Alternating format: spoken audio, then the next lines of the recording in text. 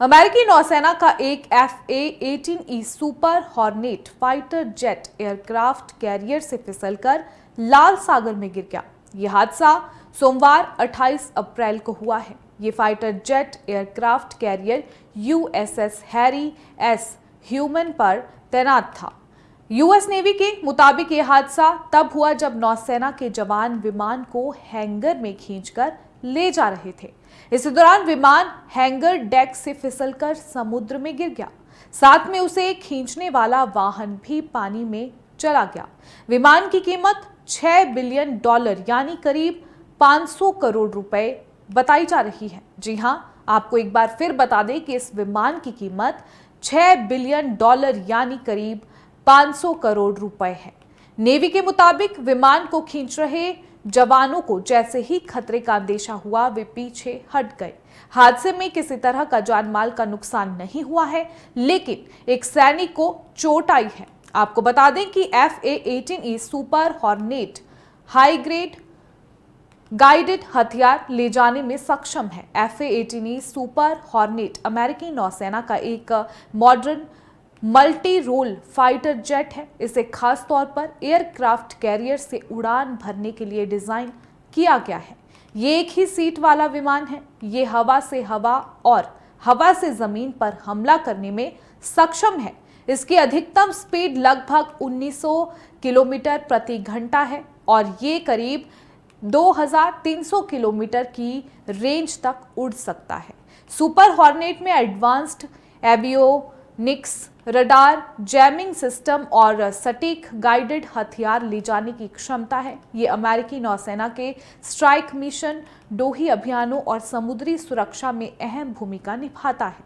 ऐसे में सवाल ये है कि आखिर $6 बिलियन यानी करीब 500 करोड़ रुपए का इतना महंगा विमान ऐसे कैसे क्रैश हो गया। अब इसके बारे में आपको बताएंगे, ग्राफिक के जरिए से समझेंगे।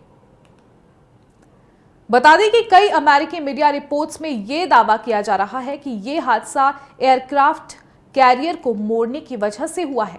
रॉयटर्स ने एक अमेरिकी अधिकारी के हवाले से बताया कि एयरक्राफ्ट कैरियर में हूती विद्रोहियों के हमले से बचने के लिए अपनी दिशा अचानक बदली थी। हालांकि यह साफ नहीं है कि विमान इसी वजह से गिरा है या इसके पीछे कोई और वजह थी।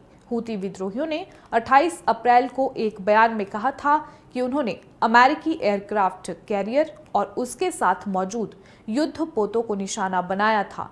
हूती विद्रोहियों ने इसे अमेरिकी नरसंहार का जवाब कहा था। अमेरिका पिछले कई महीनों से यमन में हूती विद्रोहियों के खिलाफ हमले कर रहा है।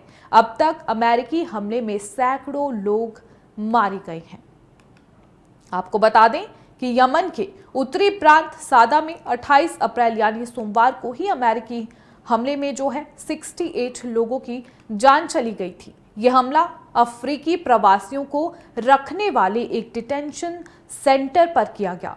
रिपोर्ट्स के मुताबिक इस जेल में 115 कैदी थे, जिनमें से 47 घायल हुए हैं। घायलों को इलाज के लिए अस्पताल ले जाया गया।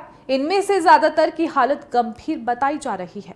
यमन की अल मसीरा टीवी ने इस हमले की जो फुटेज जारी की है, उसमें सादा में डिटेंशन सेंटर पर बमबारी के बाद मलबे में पड़े कई शव दिखाई दिए। सादा के जनरल रिपब्लिकन अस्पताल ने टेलीग्राम पर एक पोस्ट में कहा कि दर्जनों लोगों की मौत हुई और कम से कम 50 घायल लोग अस्पताल में भर्ती कराए गए। अमेरिकी अखबार USA टुडे ने अप्रैल की शुरुआत में बताया था कि पेंटागन ने USS ट्रूमन की तैनाती 1 और महीने के लिए बढ़ा दी है।